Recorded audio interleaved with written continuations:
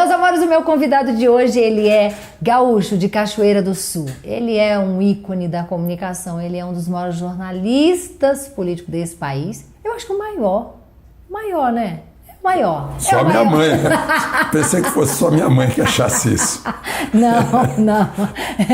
Muita gente acha também, inclusive eu. E eu diria que ele também é polêmico, ele dá umas declarações polêmicas. E vamos conversar agora aqui, no Nosso Na Lata, com Alexandre Garcia. Oi, meu amor. Tudo bem? Alexandre, obrigado pelo carinho, obrigado por estar aqui no Nosso Na Lata. É um prazer imenso. Hoje eu estava vindo aqui, estava no avião e eu estava pensando, gente, como eu estou abusado. Olha as pessoas que eu estou indo entrevistar em Brasília, isso é um abuso. Isso foi um fiasco. Mais de 30 anos na TV Globo, Alexandre. Você pediu as contas ou você foi demitido? Eu não vou falar sobre esse assunto. É? Não. Mas foram 30 anos de uma super escola que super valeu a pena. Sim, foi uma bela Deixou escola. Grandes amigos. Deixei grandes amigos, aprendi muito com a Alice Maria. Alice Maria foi uma professora maravilhosa. As exigências da qualidade, né? Foi muito bom, aprendi muito. Deixei ótimos amigos. E todo mundo alegre, feliz, esperando a sua entrada na CNN Brasil, e agora você disse aqui antes de entrar que... Eu estou gostando muito de ficar dono de mim mesmo. É. De ser responsável, só eu, pelo que eu digo ou deixo de dizer. Cobrança é grande, né, Alexandre? É maravilhosa. Mas você acha que teria essa... São 1.600.000 e tantas pessoas que me dão o retorno. Feedback. No Twitter.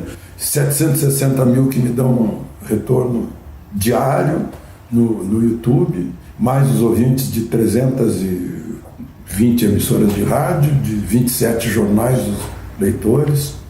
Eu estou achando ótimo. Sem essa coisa de ficar melindrado, preocupado com o que vai dizer ou deixar de dizer, porque... Sem ninguém me buzinar. Quem buzina é o meu grilo falante, o meu anjo da guarda, o meu mecanismo, discernimento, né? O meu superego, só isso que me buzina. Alexandre, você tem assim umas declarações polêmicas que eu busquei lá no Twitter. Eu acho que a sua ferramenta maior é o Twitter. Você gosta mais do Twitter? Gosto. Gosta mais do que as outras ferramentas? Não, gosto do Twitter e gosto mais do YouTube. Eu vi muita coisa reverberando. Outra coisa, aquela placa ali, eu fiquei curiosa, aquela placa branca. Eu tenho a preta e a dourada, aquela placa... Ela vai ser substituída em breve pela de ouro. Essa é a prata. É de 1 milhão? Não, essa foi de 100 mil. Ah, então, a minha de 100 mil já veio preta. Essas declarações, assim... Porque também a internet, ela te dá isso, né? A reação, ela vem imediata. E aí você tem que saber administrar, porque a internet empodera todo mundo. Então vamos ver o que é polêmico. Cada um fala o que quer. Não, tá lá escrito como coisas polêmicas. Eu entendi a sua colocação, porque também eu acho que a gente pensa um pouco parecido. Mas, para a maioria, né, são declarações polêmicas.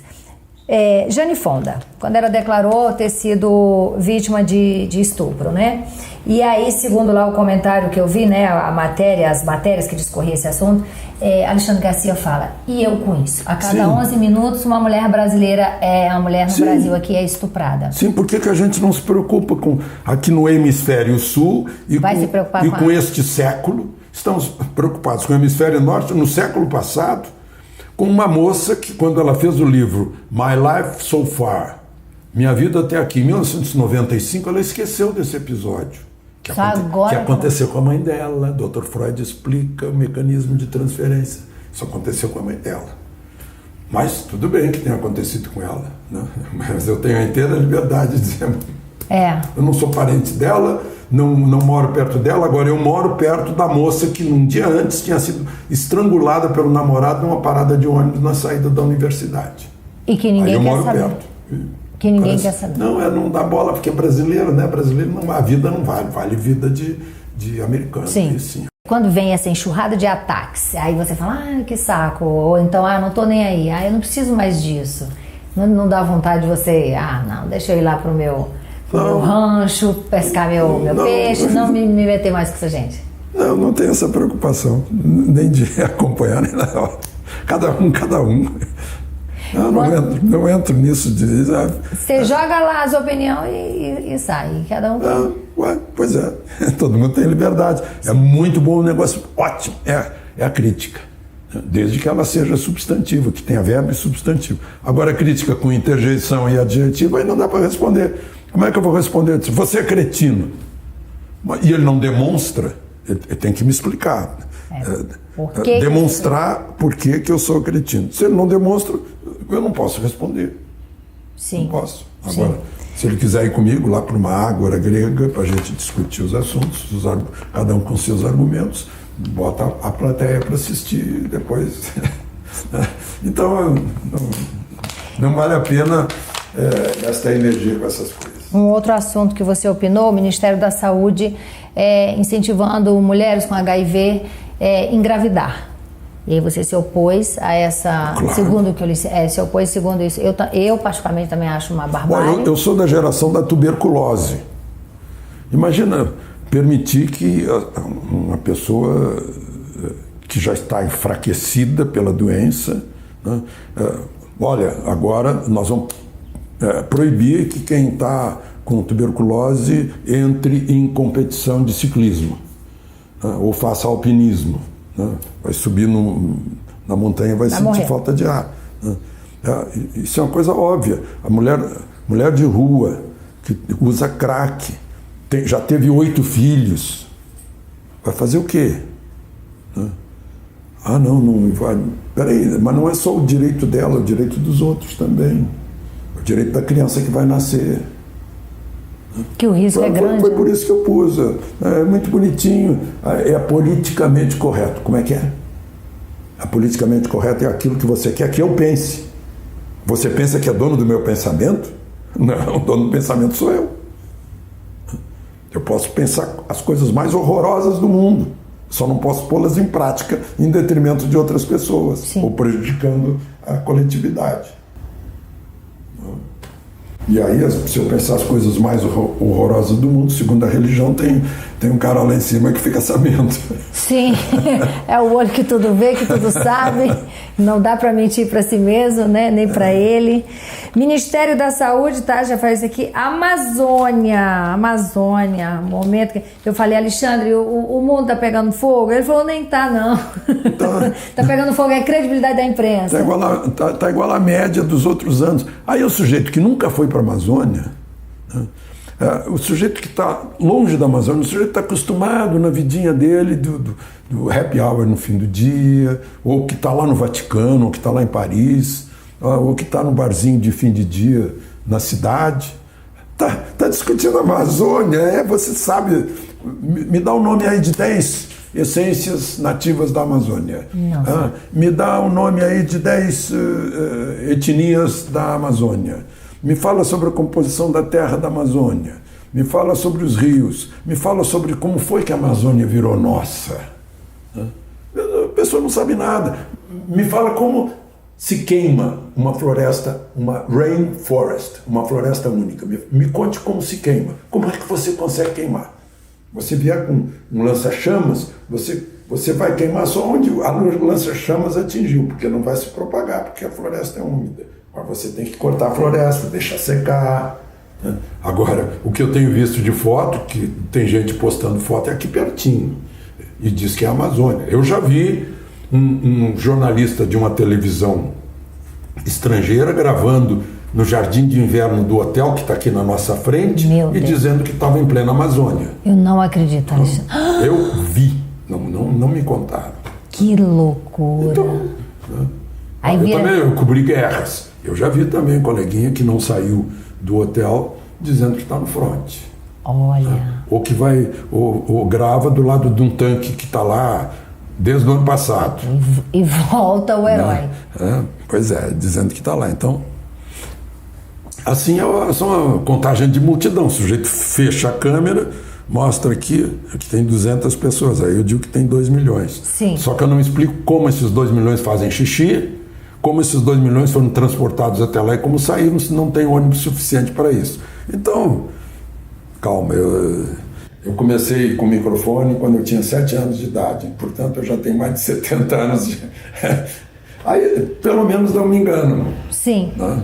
Pelo menos isso. Então, se as pessoas querem ser enganadas, tudo bem, eu não interfiro, mas a mim não vou enganar. Alexandre, maior erro e maior acerto nesses primeiros meses de governo, na sua opinião?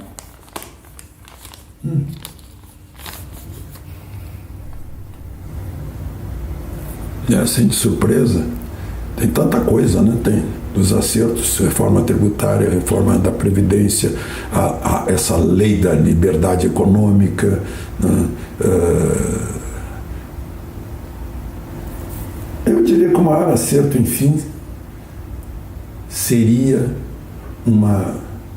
e não é exatamente poder executivo, mas do governo em geral, é prestigiar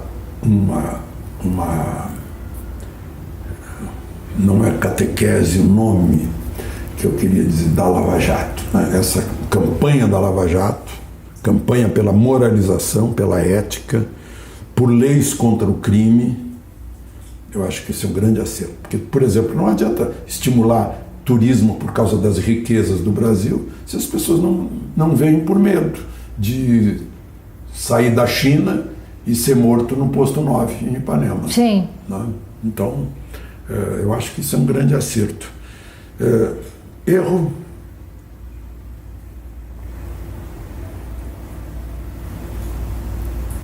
Eu não diria que é erro, eu diria que é geral também. Os novos do Congresso e o novo presidente ficaram patinando até pegar o ritmo, né? Por uma questão de um trem, quando dá a arrancada na estação, ele fica patinando, né? Batendo ferro com ferro. É. Até que começa a adquirir velocidade. Então, já entrou nos trilhos, você acha? Eu acho que sim, e que está adquirindo velocidade. Um jovem deputado, Kim Kataguiri. É Kataguiri? É, Kim Kataguiri. Kim Kataguiri. Esse rapaz emplacou uma lei que não pode... tão absurdo, eu não consigo nem explicar. É uma lei que funciona só no período da política, mas assim, que ela é a lei da fake news. Ou seja, se um candidato fizer uma merda generalizada, né? E aí alguém disser que ele fez e o Estado absolver esse candidato, quem vai para a cadeia é quem provou por A mais B que aquele candidato fez besteira. É isso, Alexandre. Resumar para que as pessoas entendam. Eu acho que já há leis para isso. Né? Eu acho que há leis para isso. Está velho, lá no Código Penal, injúria, difamação e calúnia, já está lá. Né? Até o Supremo já andou inventando coisas por aí, inventando lei, que basta aplicar a injúria, difamação e calúnia. Mas o que eu entendi basta aplicar o Código Penal de lesões corporais. Agora está diferente. A Constituição diz todos são iguais perante a lei. Mas se eu agredir uma loira, aí isso é agravante? Pô, que história é essa? Né? Então... Alexandre, me corrija se eu estiver errado. Eu entendi que foi o seguinte: o que foi aprovado? O Alexandre Garcia é candidato ao Senado. Aí ele vai ali, pega uma pasta de dinheiro, sei lá, de um colega, e ele é pego fazendo esse ato ilícito. Eu, Antônia, descubro, vejo aquilo, fotografo e posto, né, nas redes. E aí, se o Estado entender que eu menti, mesmo mostrando, se o Alexandre Garcia for absolvido, quem vai pra cadeia sou eu. Pois é isso que eu volto a dizer.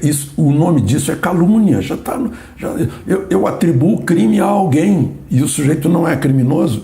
Isso é calúnia. Mas o que eu estou falando agora, se ele for, se o político for, se o candidato for. Se ele for criminoso, vai o processo. Porque não somos nós que decidimos, mas mesmo vendo a foto, tem um júri lá, o Estado vai decidir. Não, a Antônia está errada, não foi? Não, aí quem vai pagar é a Antônia, se o Alexandre Garcia for absolvido. Foi isso que eu entendi que essa lei propõe para essa gente suja da política, que não generalizando, né? Mas que tem muita gente suja, tem. E que vai se beneficiar dessa lei. O presidente vetou isso e o veto foi derrubado, se não me engano. Então, está valendo. Agora, esse deputado representa milhares de paulistas. Eu acho que a gente tem que perguntar para os... O Congresso aprovou, é? Eu vi um bate-boca dele com o Eduardo Bolsonaro sobre isso.